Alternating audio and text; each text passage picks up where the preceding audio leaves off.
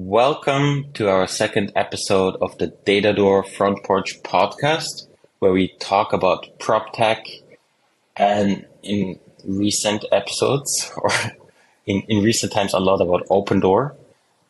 We promise we will expand that as we go into 2023. We definitely want to interview a lot more people in the prop tech space and talk about more companies. But for today, we have a lot of Opendoor topics again. We're going to cover some news around Opendoor expanding into new markets. We want to talk about the Datadoor October data on Opendoor sales.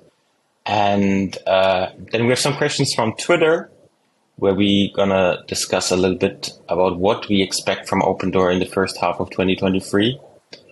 And that should be a good second podcast. Welcome, Tyler. Thanks for having me, Sebastian. Welcome in my studio. All right, let's talk about Opendoor news first. Some positive news. So we saw Opendoor Bull on Twitter, who is always the first one to recognize any new things that Opendoor announces or posts somewhere. He found a job posting of Opendoor hiring in Spartanburg, South Carolina.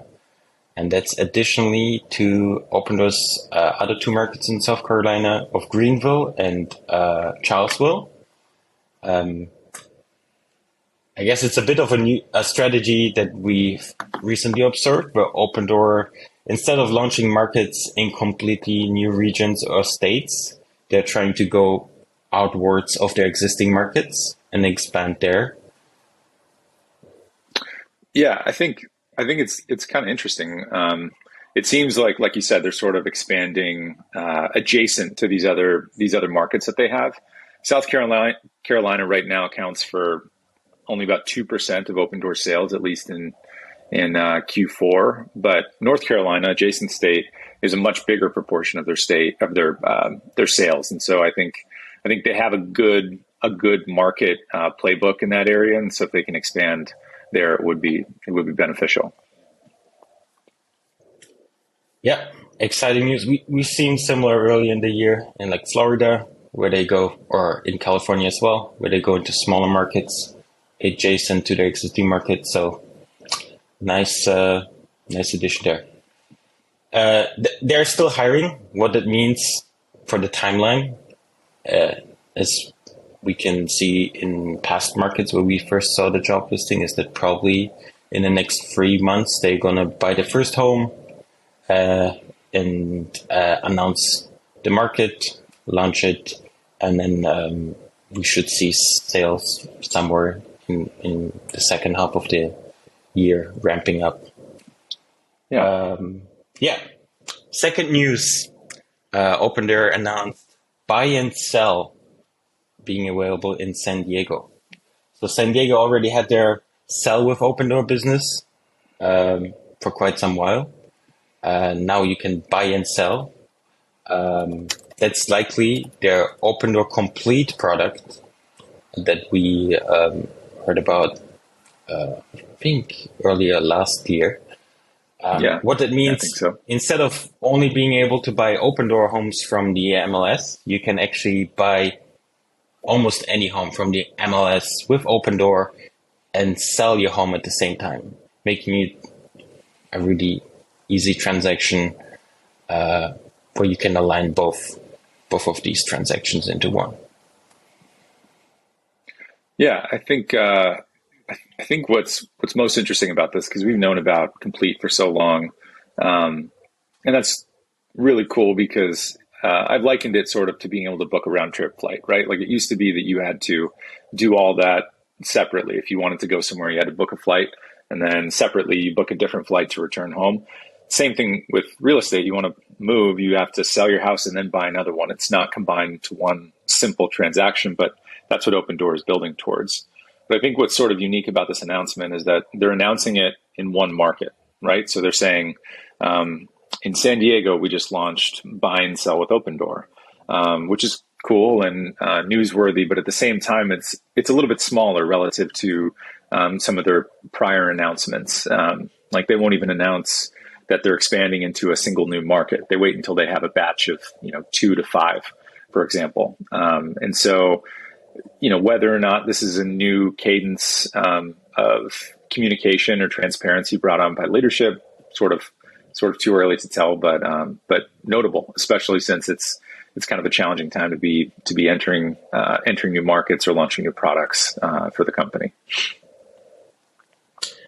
Talking about challenging times, we Tyler did a little bit of a tweet storm last week on our October data, and it's probably something that is worth discussing here as well. You want to give us a little bit of an overview how Opendoor did in October? Yeah, so I released an analytics file to Atom subscribers a little bit before Thanksgiving, breaking down October numbers, and I kind of went into it on Twitter recently, but basically what we're seeing in October so far is that Opendoor sold about 2,800 homes, which is down sharply from September levels. Remember, September levels were really high because the company was incentivizing realtors to sell homes by the end of the month, and so they ended up selling like 4,300 homes, which is the second highest number of homes that they've sold in a 1 month period ever. And also they sold 1,000 homes plus in one day, which is sort of mind-boggling, right, for the company. And so very, very impressive execution in that month. October, a little bit lower, 2,800. And then gross margins for the company in October were flat relative to September. So September, they were about 0.5% estimated, and in October they were 0.4% estimated. We also saw pending volumes trend lower and pending margins trend lower as well. So it looks like they're closing out the year really focused on selling off their worst inventory. They're not buying a lot of homes, so pending sales are going down because there's not a lot of new listings. But basically, I think the most important takeaway from the October data that I saw is that since the summer months, the embedded margin for Opendoor homes, which is the listed margin of their homes, right? If they sold them today, what would the gross margin be? That's what embedded margin is. And their embedded margin since summer has been just on a crash course towards Earth, right? Just relentlessly going down. And in October, that embedded margin finally stopped going down. The week of October 13th, it stopped at 2.6, 2.7% embedded margin for all of their listings. And what we've seen since in the data, which I think is encouraging if you're constructive on the prop tech space, is that Opendoor's embedded margins are beginning to march higher. And there really hasn't been any change in that trend. And we're now in December, so that was 2 months ago. So for the past 2 months, embedded margin has continued to rise higher for the company. And so I think that's kind of one of the more bullish takes from the October data. I think the less bullish is that margins and volumes are trending lower to close out the year. Yeah, I just want to ask the question, what would be the most bearish take on that? After having like a blockbuster September going into October with much lower volumes and still a challenging real estate market? Yeah, I think when I look at the data about the differences between September and October, Opendoor really flexed a lot of aggressive sales tactics in September to get poorly timed inventory purchases out the door, right? And so they sold a lot of homes, but it's not like those homes were at great margins, right? Which is why Q3 margins, suffered a drag because those margins really felt the brunt of much higher September margins dragging down the whole cohort. And so I think October volumes are lower for a couple of reasons. One, because demand just kept going down across the U.S. October, I think, had the highest cancellation rate for home buyers for the year, which is wild. But also, Opendoor's pending pipeline took a big hit because they sold so many of those homes in September, right? A lot of the homes that they otherwise would have sold in October and November were pulled forward to September because of the incentives that Opendoor offered. And so I attribute Opendoor's decline in unit volumes in October to those two factors. Yeah, we also saw mortgage rates spike again at the end of September, I think, which is kind of what probably led to lower volume as well in October. What is so interesting here is we were at end of September when Opendoor was preparing their earnings call for Q4, and that's basically when they came up with the guidance and what they talked about in Q3. So end of September probably looked a lot different than it's looking now. You could argue we were a lot more scared of mortgage rates going even higher because we had that spike, where we are now at a point where mortgage rates go lower week by week in record moves, not as fast as they went up, but definitely fast. And we are reaching kind of hopefully next year at the point where we are getting to the magic 5.5% mortgage rate, 30-year mortgage rate number, where affordability recovers a little bit.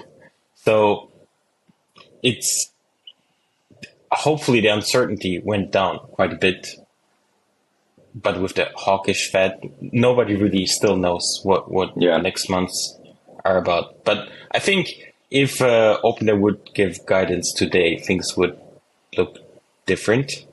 That's kind of the interesting part about public companies and guidances. It's a snapshot in time, and then they don't talk about it anymore. And in a market like housing in 2022, things change rapidly from month to month, right? Yeah. I'd say normally it doesn't matter, right? Because housing moves so slow, but the entire time that Opendoor has been a publicly traded company, it's like only 4 days of information to the investor community in a given year, right? The 4 earnings dates is tough because housing is moving pretty fast, and you can miss it if you aren't paying attention. So, I think that's a good point. All right, we have some questions from our audience. Thank you for asking all of questions in the Discord and Twitter. You can also send us your questions via email at podcast@datadoor.io, so we can discuss them here. One question that we got from Noble Lindsay on Twitter is, what are the biggest pros and the biggest cons we see in the data for Opendoor? I think that was kind of a criticism that we heard on the last episode. Is it was our first episode, so excuse us. We were kind of still getting into the flow, but we were kind of one-sided. Come on. Yeah, we still need to get used to like recording our private conversations here. We were kind of one-sided about how we saw Opendoor, and it was kind of we talked about the CEO news, and we were convinced that it's not the worst move for the company to have a CEO change, but we should be. I think that's a really good point. We should maybe try to take a bullish and a bearish approach on the topics we discuss. So I think we can discuss now what we expect for Opendoor in the first half of 2023, and what our bullish take is and what our bearish take is. We can start with the bearish one. I think it's also important to dispel kind of like a misconception about our coverage too. I think some people believe that because a lot of the content, most of the content that we publish is bullish or constructive on Opendoor in the iBuying space, that we are sort of permabulls and that we're immune to the facts of the bear case, or that we reject them. And I think truthfully the opposite is true. I mean, so often I find myself really frustrated about certain elements that I see in the data, or certain trends of behavior, or I look at a home that was purchased and relisted at a negative margin, and it's like, why are they doing that? You know what I mean? And so I think we pay attention to all the data, right? Like our business, Datadoor, is only successful if we're right. It's not successful if Opendoor does well as a company. It's not successful if Opendoor does badly. We only succeed if we're accurate with our data and how we present it to people. And so I think to do that, you have to be as unbiased as possible. And our coverage is admittedly more biased because it's written form and it's based on the data, but it's also coming from a place of people who admire the people who are building this, who are taking big swings and trying to fix what we think is a broken transaction. And so I think it's important to know that that's where we're coming from, is that we are also bears on Opendoor a lot of the time. We just kind of present it and compile it in different ways. But all that said, the thing that I'm most bearish about on the company right now, and I've brought this up a few times recently, is their acquisition pace, which I think, Opendoor took a big hit in the summer, right? They bought far too many homes at exactly the wrong time, and then they were under contract for thousands of more homes and agreed to maintain those contracts, right or wrong. And so you're in the situation where for a year now, I think Opendoor is going to be feeling the effects of these purchases. And, we're now about 6 months out, and you look at the data, and Opendoor is buying far fewer homes than they did in Q1 or Q2 or even Q3 and Q4 of 2021, right? They're subscale relative to their operational capacity right now. And in October, they bought, observed probably 1,100 homes. So more likely closer to 1,200, if you count the homes that we weren't able to capture in our data. And that's really hard for the company, right? Because they were running at, holding 15,000 plus homes a quarter, and selling north of 10,000. And so 1,200 a month over 3 months is only 3,600 homes. It's really hard to get back up to the volume that you need to run that company. And I think what I struggle with is the math behind not acquiring more homes, because I believe that Opendoor is an iBuyer. They need to buy and sell homes to run their business. And if they're not buying homes, they're not going to have the volume to match their very high cost of operating. And so that's like a baseline point for the company. They need to acquire more homes and sell them just so that they can distribute their fixed costs across more unit sales. But the other problem too is that I don't see margins coming up materially without the company replacing all this stale inventory with fresh inventory. And they still have 10,000 homes plus on the books. And if they're only acquiring 1,000 homes a quarter, it's going to take a really long time for us to see margins return to normalcy, and operations to return to normalcy, unless they begin to accelerate the purchase volume. And at Datadoor, we're about 4 weeks delayed on purchase data that's like industry standard, just on the basics of how you can collect those data. But I think what I'm waiting with bated breath for this company is to see them resume purchase activity. I think that's chief priority number one, because everything really follows once they do that. And until they do, I think it's going to be really hard for this company to do well. And what's also important to mention is the delay between them actually starting to want to acquire new homes and ramping up marketing or ramping up their email campaigns to existing people that signed up for an offer before.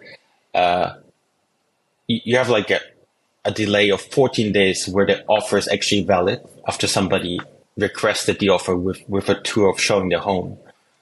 Then they can close the home somewhere between 14 days and I think 60 days later. So that's the time for the home to close and to actually move to Opendoor's books. Then they have about 2 weeks to get that home ready for a listing, and then it's on the market, and then they have to sell it with, average listing durations being quite high right now. Or median listing durations being quite high right now. It's challenging to even ramp up purchase volume to get enough homes listed to really impact Q1, right? You said we're 4 weeks delayed. It could be that right now they're buying a lot of homes just to get them ready and list them in January for the big season in Q1, but it's kind of unrealistic, right? Right. That means and you look if at they... Oh, no, I was just going to say holding times are 160 days, which is what you said. And so extrapolate that, it could be a problem. Yeah. That being said, the 160 days, they include a lot of the inventory that they were holding from Q2. We probably would need to filter this down to homes to date acquired in the last few months. I assume they're selling faster. And the good news is a big part of that is the home is also pending. But still, maybe it's challenging. It's really they need to move something. We haven't seen anything on the acquisition page. It's really hard for us to monitor marketing. We can only look at anecdotal data on marketing. We can see if they started sending out more emails or new marketing campaigns that people are reporting about, but it's really hard to collect data on that. So that acquisition side of the business is really a black box to us until the acquisition actually happens. But from where we stand right now, it's going to be a challenging Q1 as well, with not much new inventory. I guess that's the TLDR, right? Yeah, that's exactly right. Yeah, it's I don't know when they're gonna really start ramping up again. But all of the news, like ancillary services, renovations, even the marketplace, right? The golden egg, creating this marketplace where it's capital light and you get this cut as a middleman, as the settlement layer of residential real estate. All of that doesn't exist if Opendoor can't execute on iBuying, right? And so they need to get back to some scale with their acquisitions. They need to replenish inventory. And honestly, the fact that embedded margin is rising for the company's inventory, despite them adding so few homes every week, is shocking. I don't know about you, Sebastian, but that surprises me that embedded margin is up as much as it is since October, when they're only adding 200 homes a week, to listings. And you imagine, even if they brought spreads down a little bit on their acquisitions, just a little bit, raise their conversion. Zillow Partnership should help with this as well. But just get a few more homes on the books, double, triple the pace. Embedded margin should end up a lot higher, and the company should look more like it did for the rest of the time that we were tracking it since IPO. And that's what the company needs. That's my goal. And if you're bullish on the space, I think you need to see it. Yeah, so that's what we will be watching for in the next few months. One thing you mentioned is the Zillow partnership. That's kind of the golden goose of Opendoor booths right now. I'm still very positive about the partnership.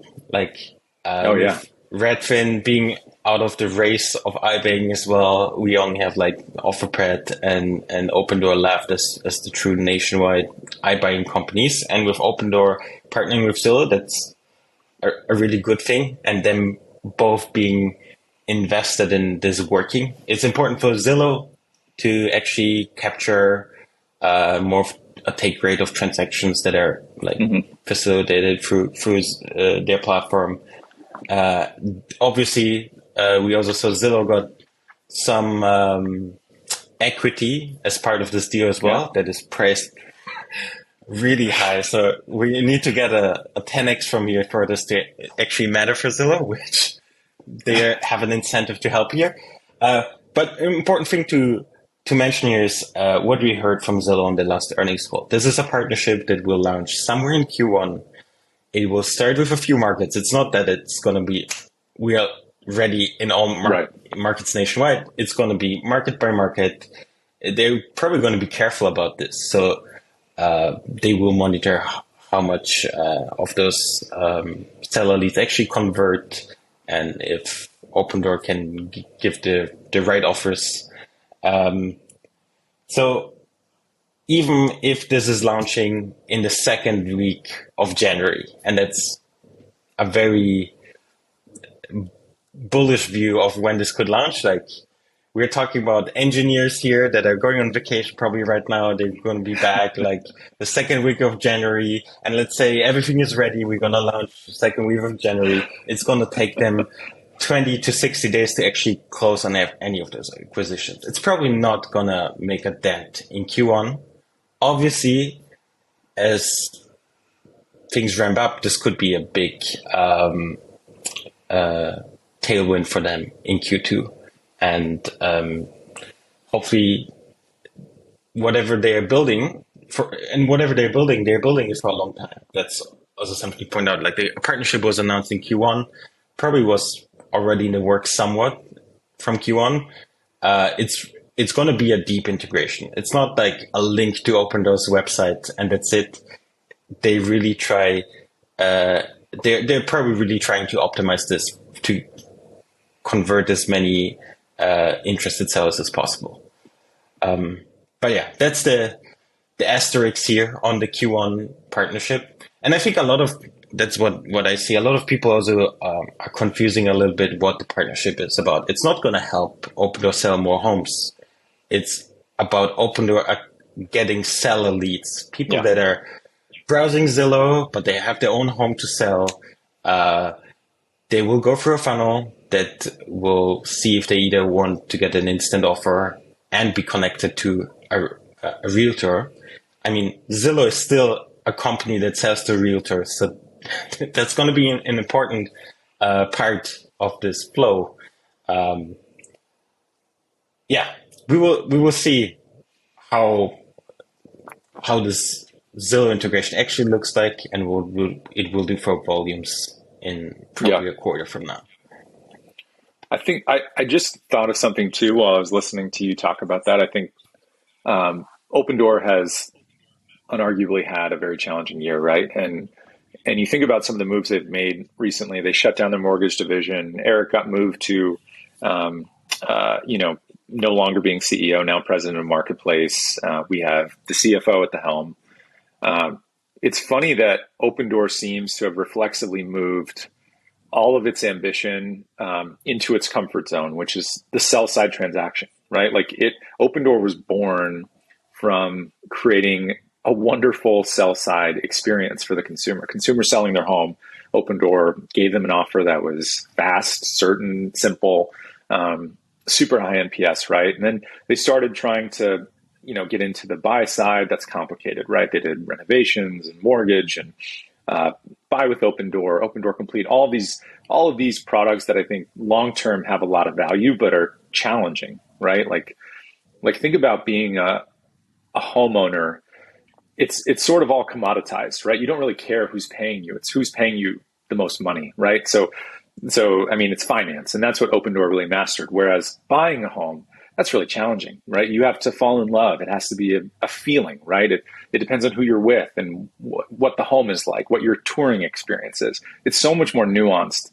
There's so many more variables in how to get right. And I think that's why agents have historically been so valued, because they really do the buy side well, right? They really help, create this experience of shopping for your dream home, certainly the good ones. And so I think that's kind of interesting to separate, because Opendoor started with sell side transaction. They made a relationship with Zillow, who are much better probably at buy side. But their partnership with Zillow is to maximize their sell side proficiency by using those seller leads to buy homes from consumers. And so I think, and then we have the third party marketplace, same thing. Opendoor is using its skills to create a financial offer for these customers rather than focusing on the buy side. It just seems like all of their aspirations are really focused back to their core competency, which is to create a wonderful sell side transaction. At the end of the day, it's all about money. I think, and they've really learned how to do that well. Money and convenience. And actually, that's a really good point. That has been kind of their strength until now. What we will hopefully see with exclusives next year, because right now you're right, the buy side of exclusives of their marketplace, it's quite unromantic. It is. They're trying to make the process more efficient, so you can do it on your computer at home to actually like commit to a home, to start your closing, and line up all that paperwork in a more digitalized process. But what is missing is the romance in that process, right? And we've seen some wording around that, and we've seen some experiments that they were running in past years and acquisitions that could make the buy side more romantic. Eric was talking about an e-commerce real estate experience. An e-commerce experience is not where you click a checkbox and submit a form with your name on it. An e-commerce experience is where you can browse through homes, you can compare homes, you can get a feel for the product on your computer, on your phone, instead of needing to visit the home. I think that's where they can do a lot of innovation. And honestly, that's why I was expecting a lot of innovation this year, but we haven't seen much of that. They really focused on the seller experience, even on the third-party marketplace. So I hope what we will see next year with Eric focusing on the marketplace is really innovating on the buy side.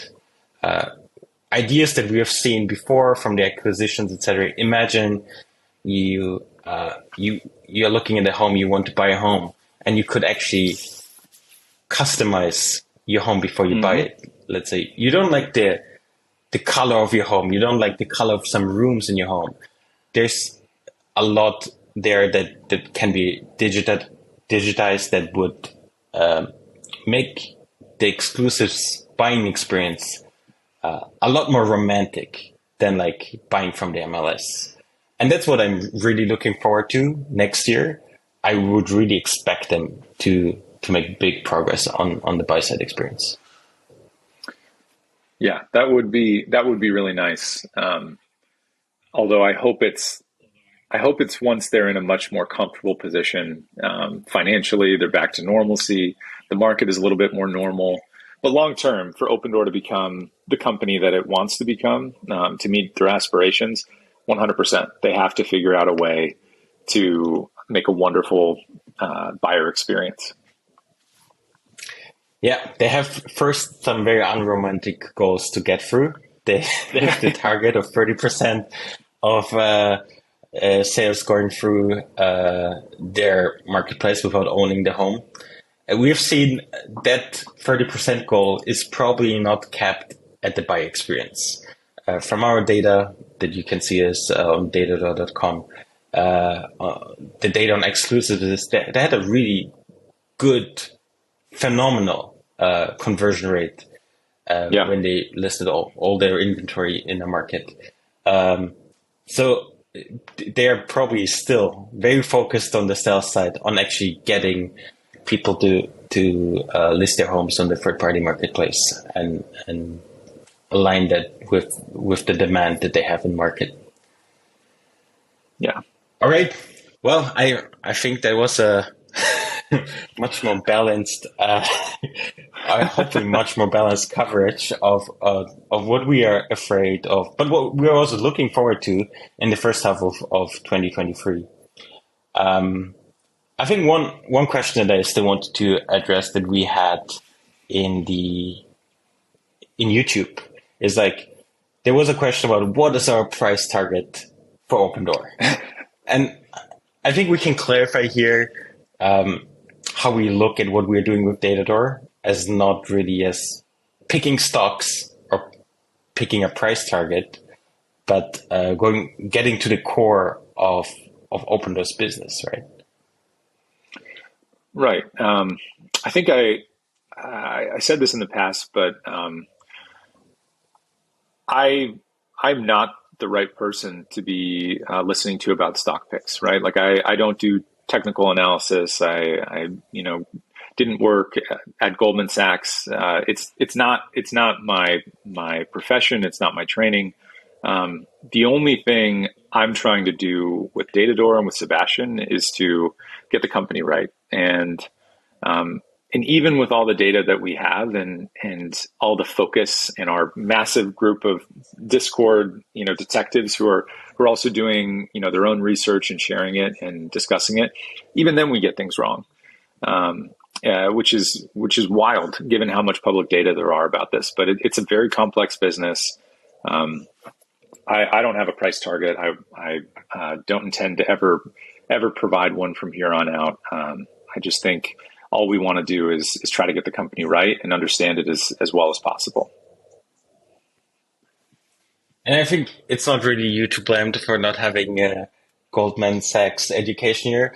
Even if you look at the price targets of Goldman Sachs or Credit Suisse or any other analysts out there at the beginning of the year, I think no one did expect where tech companies were going, where real estate companies were going. That was really not easy to Yeah. anticipate when you were here in the same seat in January or February. Yeah, and to be fair, now a lot of those analysts use Datadoor for their estimates and to understand things. So we all kind of work together. We all have different backgrounds, but certainly we're not doing anything like stock analysis or financial modeling in that regard. Yeah. Our goal is to get the business right, call the quarters ahead of time, which we have a great history of getting them right. And we actually have some good news later this week. Is it this week already? Yeah. Maybe Tyler, you want to? Oh yeah, I was excited to hear you do it, but I'm happy to.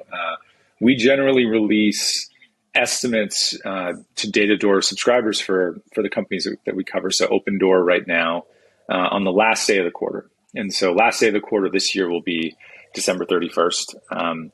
But we decided, because it's the holidays and all, and because it's been a very hard year, and because we're so thankful for your support and the community that we've been able to build together, to release those data a week early. So just in time for Christmas, Christmas Eve, we will be releasing Opendoor's Q4 estimates by Datadoor. So those are estimates for the quarter. Historically, we've been very close. You can see our historical estimates on our website as well. But yeah, I'm excited. It's gonna be fun to share. It's gonna be a great Christmas present for everyone. All right. Make sure if you want to learn more about Datadoor or join some other people that are really crazy about prop tech companies, make sure to join us in our Discord that you can find on datadoor.io/community, and send us some questions at podcast@datadoor.io, and we are always happy to read some comments. And make sure to subscribe and like the video, so we can secure some of those interviews that we talked about in 2023. Get some founders of exciting prop tech companies on this channel and talk about their business. Yeah, just to echo that, I really do think that the prop tech space is sort of unique because it is a beaten down space and it's a hard space, right? Logistically, operationally, financially, it's a tough space to build a business. And part of what we wanted to do with Datadoor was to create the town square for residential real estate, prop tech, builders, thinkers, investors. And so if you're listening and you like what we do, and people in adjacent prop tech companies that are building things. We'd love to have them on and chat about what they're building and kind of find these edge use cases of people who are really trying to fix what has been broken for a long time. And so just let us know. We're easy to find. Can leave a comment or find us on Twitter or in the Discord. We'd love to meet anyone and have someone on. So thanks a lot. Yeah, this year Datadoor has been a lot about iBuying and Opendoor. As we go into 2023, we have been working on a lot of things behind the scenes. So next year, you can expect Datadoor to cover a lot more companies, a lot more about real estate, a lot more about prop tech, and it's going to be a big year. Maybe we can talk about this a bit more in the next episode, which will be after the holiday break. So no new episode for the next 2 weeks, and we will see you again in the second week of January. Yeah, very excited for what's coming. All right. Any last words for our listeners? Happy holidays. No. Happy holidays. Thank you for listening. Thank you for watching and reading and subscribing to Datadoor. We are super grateful that we have people that support our efforts, so we can actually go deep and build some things to really get to the core of these prop tech businesses. Yeah, agreed. All right. Thanks so much.